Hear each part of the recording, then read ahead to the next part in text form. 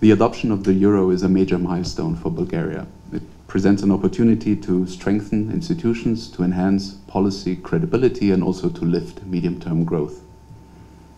The government has made important progress by securing the euro accession, by adopting the 2025 budget, and by successfully renegotiating the Recovery and Resilience Plan. Let me move to the economy and the outlook. Economic momentum is strong. The labor market in Bulgaria is tight. We actually see the economy at operating above potential. We project GDP growth this year and next at around 3%, and that is supported by sustained growth in private consumption and also by an accommodative fiscal policy. We also see that after contracting last year, investment is growing again this year, which is good news. Credit, especially in mortgages, is also expanding rapidly alongside house prices. Inflation is elevated and will decline gradually. We expect headline inflation to average around 3.5% in 2025 and 2026 before moderating. And in this context, wage dynamics are a key driver. Rising wages in the context of, as I said, a very tight labor market with record low unemployment. You have minimum wages, the increases of which are linked to the average wages in the economy, and then widespread indexation, including in the public sector, for where wages and some benefits are directly indexed. Wages drive income convergence, but they also boost domestic demand, and by that they contribute to inflation. Let me turn quickly to euro adoption. It really provides a near-term boost to the economic outlook. The transition is expected to strengthen investor confidence while also reducing currency risk and reducing transaction costs. Some of these benefits are already visible. You see that in narrowing sovereign spreads. These are the costs of the government to finance debt, and also in recent upgrades to Bulgaria's credit rating. It's against this background of economic developments and the outlook that we ask what policies do we recommend. And we think policies need to be calibrated carefully to fully realize the benefits of the euro area accession, to avoid macro-financial benefits, and therefore policymakers should strengthen fiscal discipline, manage the euro area transition risks, and also accelerate structural reforms. I will say a few words in turn to each of these policy areas. Fiscal policy should be tightened. That is primarily considering the underlying strength of the domestic economy and the cyclical position. There should be no fiscal easing. In fact, compared to our projections, we recommend a tightening of about 1% of GDP.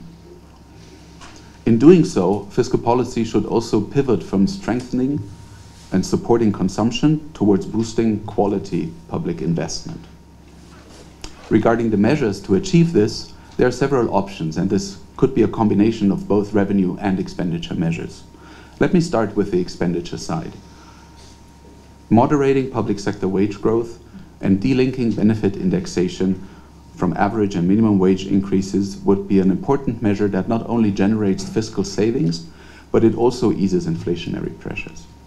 Other measures on the expenditure side that could help achieve this adjustment would be to replace untargeted subsidies with targeted transfers that would also enhance the efficiency of public spending.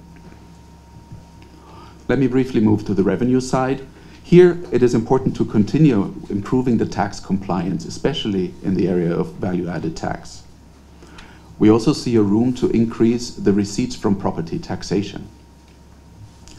Another important element to strengthen financial sustainability of the pension system would be to consider increasing or bringing forward the increase in the social contribution rate that has been projected for or discussed for 2027 of 1% already to 2026. There are other measures that could be taken to strengthen the pension sustainability. For example, removing the cap on the maximal insurable income. All of this in the pension area should be done while improving pension adequacy to protect those that are at risk of poverty. Let me move to financial policies. Here we find, and our assessment is, that the financial sector remains resilient. Bank recapitalization is among the highest in the euro area, and liquidity in the sector is also ample. Nonetheless, we have seen rapid growth of consumer credit, in particular in the mortgages sector, and that has increased some risk in the real estate sector. This credit expansion that we are seeing is consistent with what we call financial deepening. Household credit is though outpacing income growth, and therefore it can amplify some vulnerabilities. In this context, the Bulgarian National Bank's close monitoring of systemic risk in the housing sector is very welcome. Looking ahead, macroprudential policy will need to remain nimble and proactive to respond to any evolving risks in this area. Finally, a few words on structural reforms. Accelerating reforms is important to boost productivity, to deepen the integration with the European Union single market, to strengthen governance, and also to ensure the disbursements of the funds under the Recovery and Resilience Program.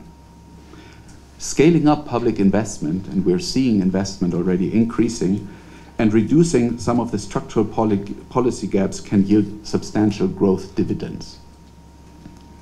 To lift productivity and also address demographic pressures, investing in human capital, improving education outcomes, and also expanding digital skills and fostering innovations are important. In this context, it is also important to activate untapped labor potential to mitigate any shortages that are emerging on the labor market. Improving governance and the institutional quality remains also important, because the effective implementation of anti-money laundering measures and reforms to strengthen competition and judicial integrity can help improve the business climate. And finally, transitioning to a more resilient, to a more efficient, and to a cleaner energy sector, which has stronger governance and also reduces fiscal vulnerabilities, is a priority for long-term productive growth. And with that, I think we can turn to the audience for some questions. Thank you very much.